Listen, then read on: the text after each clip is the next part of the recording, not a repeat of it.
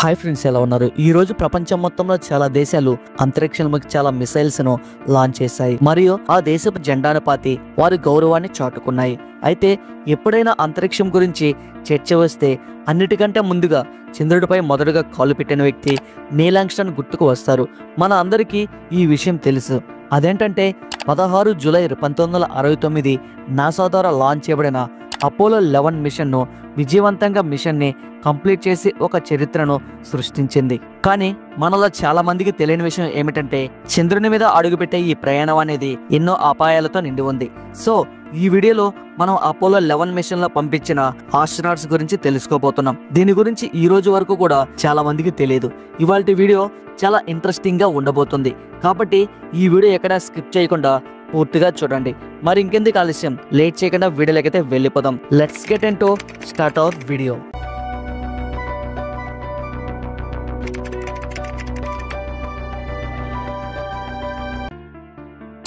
July 1969 అంటే 55 సంవత్సరాల క్రితం ఇదే రోజు మనిషి చంద్రుని మీద కాలు పెట్టి హిస్టరీలో ఒక కొత్త పేజ్ యాడ్ చేశాడు మరియు భవిష్యత్తులో అంతరిక్షంలోకి వెళ్ళబోయే చాలా మిషన్స్ కి అడ్డంగా ఉన్న తలుపుల్ని తొలగించారు. నాసా ద్వారా లాంచ్ చేయబడిన అపోలో 11 21 గంటల 31 నిమిషాలకు చంద్రుడి సర్ఫేస్ పైన ఉంది మరియు 24 జూలై 1969 మళ్ళీ భూమి మీదకు వచ్చింది.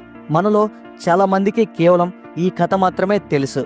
కానీ మీకు చెప్పాలంటే చంద్రుని మీదకు వెళ్ళిన ముగ్గురు astronauts Neel Armstrong, Edwin buzz Aldrin మరియు మైకేల్ కొలిగ్సాలా గురించి ఎవరికి తెలియదు. సో ఆ రోజు ఏం జరిగింది అని తెలుసుకోవడానికి కాలంలో వెనక్కి వెళ్దాం. మరియు మనం వెళ్లాల్సింది 16 జూలై 1969 నాసా ఆఫీసులోకి. అక్కడ ఉండేవారు అందరూ కూడా చాలా టెన్షన్గా కనిపిస్తున్నారు. దీనికి కారణం ఏమిటంటే కొద్ది క్షణాల్లోనే అపోలో 11 మిషన్ భూమిని వదిలిపెట్టి అంతరిక్షం వైపు వెళ్ళబోతుంది. అంతరిక్షంలోకి వెళ్ళబోయే ఈ ముగ్గురు ఆస్ట్రోనాట్స్ యొక్క హార్ట్ రేట్ కూడా చాలా వేగంగా ఉంది. ఈ విషయం మీలో చాలా మందికి తెలిసే ఉంటుంది. మైకేల్ కొలిగ్సాలా అపోలో 11 మిషన్ లోనే ఉండిపోయాడు. నీల్ ఆర్మ్స్ట్రాంగ్ మరియు ఎడ్విన్ మాత్రమే చంద్రుని సర్ఫేస్ పై ల్యాండ్ అయ్యారు. చివరికి 8 గంటల 32 నిమిషాలకి కెనడా స్పేస్ సెంటర్ నుంచి అపోలో 11 మిషన్ లాంచ్ అయింది. ఈ ముగ్గురు ఆస్ట్రోనాట్స్ యొక్క అంతరిక్ష యాత్ర మొదలైంది. 4 రోజుల తర్వాత ఇది చంద్రుడి సర్ఫేస్ కి దగ్గరగా వెళ్ళింది. ఏ లూనార్ మాడ్యూల్ ద్వారా అయితే నీల్ ఆర్మ్స్ట్రాంగ్ మరియు ఎడ్విన్ చంద్రుడి దగ్గరగా వెళ్ళారో దాన్ని ఈగల్ అంటారు.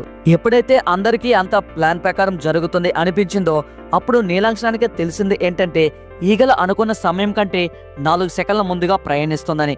దీని అర్థం ఏంటంటే ఈ ఈగల అనుకున్న ప్రదేశం కంటే ఇప్పుడు వేరే ప్రదేశంలో ల్యాండ్ అవబోతుంది. ఈ క్రమంలో వీరు ప్రాణాలు పోయే ప్రమాదం కూడా ఉంది. అప్పుడు వీరు భూమి నుంచి ఎలాంటి సహాయం తీసుకునే పరిస్థితిలో కూడా లేరు.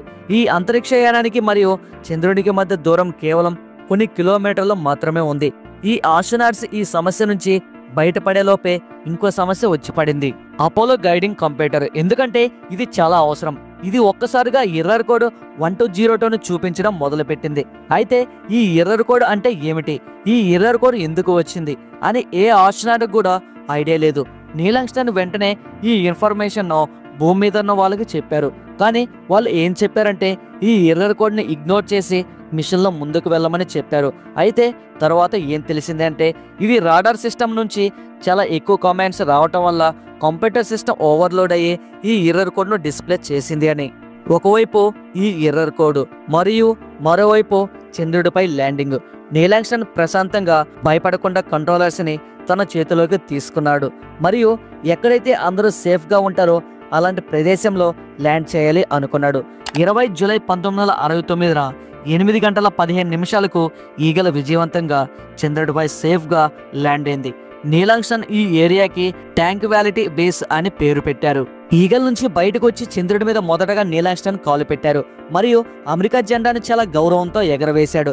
అయితే ఇది విన్న తర్వాత మీకు మిషన్ సక్సెస్ అయిపోయింది, ఇక మిగిలింది కూడా బాగానే జరిగి ఉంటుంది అని అనిపిస్తే మీ అభిప్రాయం తప్పు.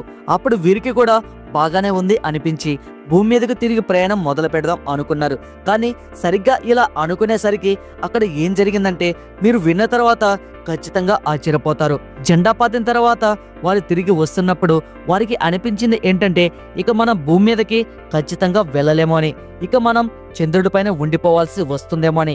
అయితే నిజంగా అక్కడ ఏం జరిగింది? చంద్రుడి మీద ఉన్న అతి తక్కువ టెంపరేచర్ కారణంగా ల్యాండింగ్ అయిన తర్వాత స్పేస్ క్రాఫ్ట్ లో ఉండే ఇంజిన్ యొక్క ఫీల్ పై ప్రెజర్ బాగా పెరిగిపోయింది.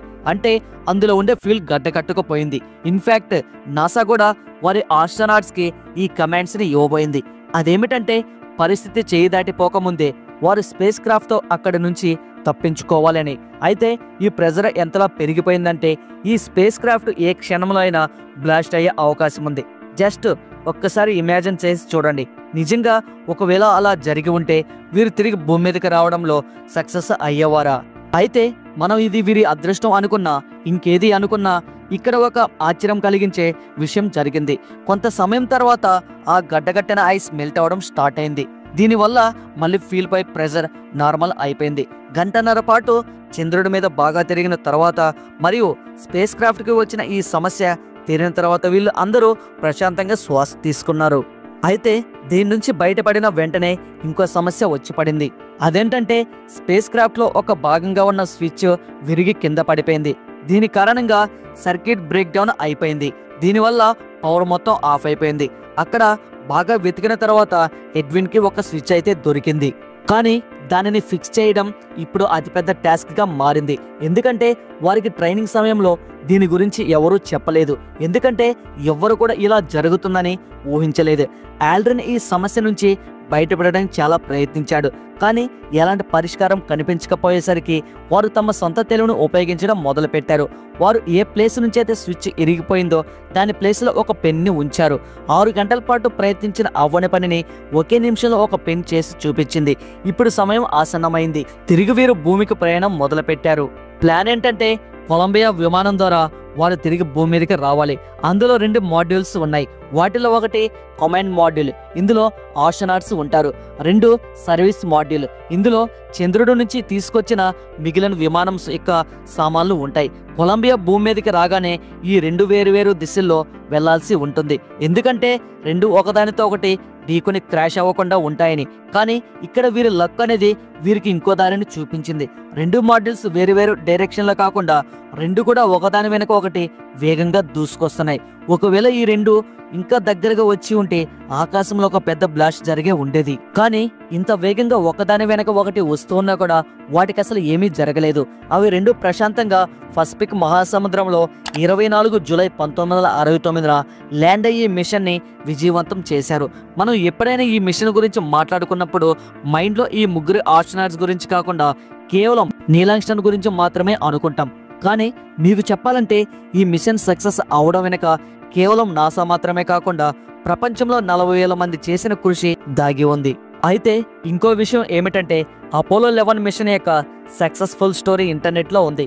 మరియు అందులో ఈ సమస్యల గురించి ఇంకా డీటెయిల్గా చెప్పడం జరిగింది. అయితే ఇంటర్నెట్లో చాలా స్టోరీస్ ఎలా ఉన్నాయంటే అవి మూన్ ల్యాండింగ్ను ఫేక్ అని చెబుతారు. ఓకే ఫ్రెండ్స్, ఈ వీడియో మీకు నచ్చినట్లయితే లైక్ చేయండి, షేర్ చేయండి. ఇటువంటి మరెన్నో ఇంట్రెస్టింగ్ విషయాల కోసం మన ఛానల్కి ఇప్పుడే సబ్స్క్రైబ్ చేసుకొని పక్కనే ఉన్న బెల్ ఐకాన్ మీద క్లిక్ చేయండి. మేము ముందుగా ఏ వీడియో పెట్టినా మీకు నోటిఫికేషన్ వస్తుంది. నెక్స్ట్ వీడియోలో మళ్ళీ కలుసుకుందాం. Thanks for watching. జై హింద్.